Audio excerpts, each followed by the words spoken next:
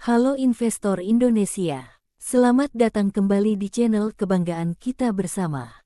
Hari ini kita akan membahas kasus besar di pasar modal Indonesia yang belum banyak orang tahu, kasus manipulasi saham PT Sriwahana Aditya Karta Terbuka, atau kode sahamnya, SWAT. Kalau kamu pernah dengar saham yang harganya tiba-tiba naik turun tanpa alasan jelas, atau tiba-tiba di-stop oleh Bursa Efek Indonesia (BEI), mungkin SWAT ini salah satunya. Tapi sebelum kita bahas panjang, jangan lupa tekan tombol subscribe dan aktifkan loncengnya supaya kamu selalu update dengan info saham terdekat dan terpercaya. Bagian 1, apa itu PT Sriwahana Aditya Karta?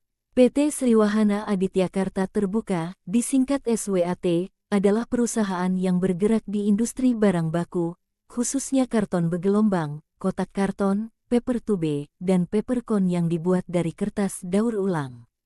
Perusahaan ini berdiri sejak tahun 1990 dan berkantor di Boyolali, Jawa Tengah. Namun, kalau kita lihat dari sisi fundamental pasar modal, perusahaan ini tergolong emiten kecil. Banyak data keuangan yang tidak tersedia secara lengkap di platform resmi seperti TradingView se-Asia karena perusahaan belum aktif menghasilkan laporan keuangan terbaru dari BEI, sehingga kapitalisasi pasar, laba bersih, maupun rasio valuasi seperti PER atau PBV tidak tersedia. Menurut data independen dari Cari Saham, SWAT pernah memiliki angka pendapatan di atas 300 miliar rupiah tahunan, tetapi beberapa tahunnya juga alami rugi bersih, khususnya tahun 2021 sampai tahun 2023, serta rasio profitabilitas yang negatif di beberapa periode. Ini bisa menjadi sinyal bagi investor bahwa fundamentalnya belum kuat untuk pertumbuhan jangka panjang, bila hanya dilihat dari modal dan profitabilitas tanpa data terbaru yang terverifikasi BEI. Bagian 2, manipulasi saham SWAT, fakta kasusnya. Otoritas Jasa Keuangan (OJK) baru-baru ini menyelesaikan penyidikan kasus manipulasi transaksi saham SWAT yang terjadi pada periode Juni-Juli tahun 2018. Dalam kasus ini, para pelaku diduga bersekongkol menggunakan rekening efek pihak nomini melalui 9 perusahaan efek, sehingga menciptakan ilusi harga dan volume perdagangan yang tidak mencerminkan kondisi pasar sebenarnya. Fakta temuan OJK. Frekuensi transaksi mencapai 60.121 kali, sekitar 10% dari total transaksi.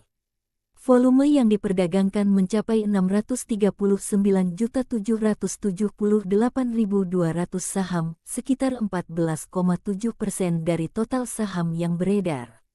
Nilai transaksi keseluruhan mencapai sekitar 230,89 miliar rupiah, sekitar 13,3% dari total nilai perdagangan pada periode itu.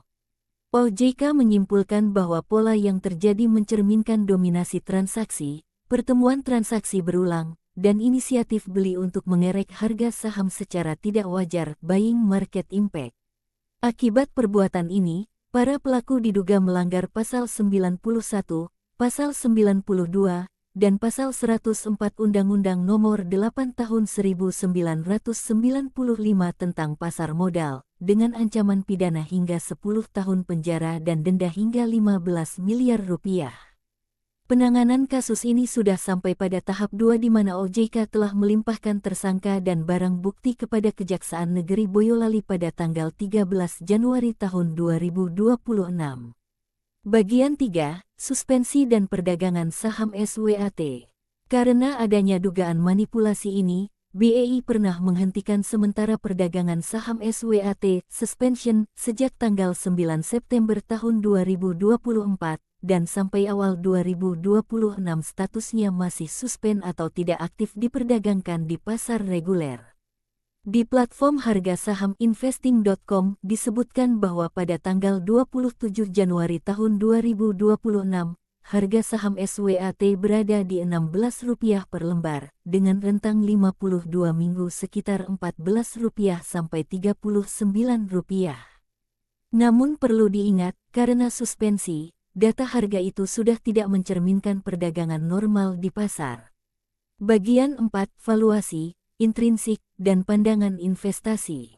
Kalau kita bicara nilai intrinsik dan valuasi saham SWAT, karena laporan keuangan resmi terbaru belum tersedia secara publik di BEIDX, platform-platform fundamental tidak bisa menghasilkan perkiraan PER, EPS, PBV atau intrinsic value yang valid.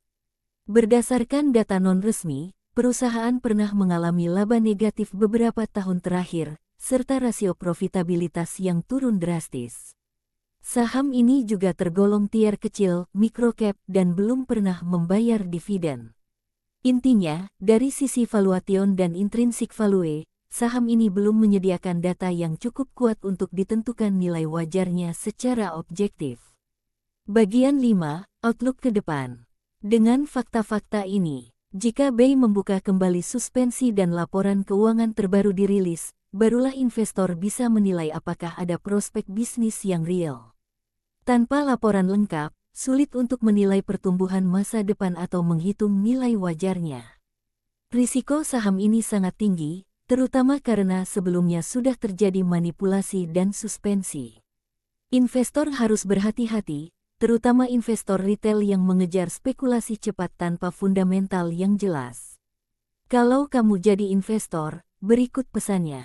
Jangan hanya ikut-ikut arus berita, tetap cek laporan keuangan resmi, saham yang aktif diperdagangkan, dan jangan mengambil keputusan berdasarkan rumor saja.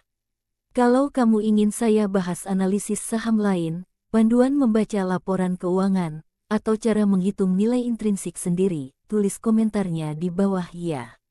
Like video ini kalau kamu merasa lebih paham soal saham SWAT. Subscribe kalau kamu ingin konten analisa saham dan edukasi investasi yang jujur dan mendalam. Share ke teman investor kamu supaya makin banyak yang sadar tentang pentingnya data fundamental sebelum memutuskan investasi. Sampai jumpa di video berikutnya. Semoga sehat selalu dan salam sukses.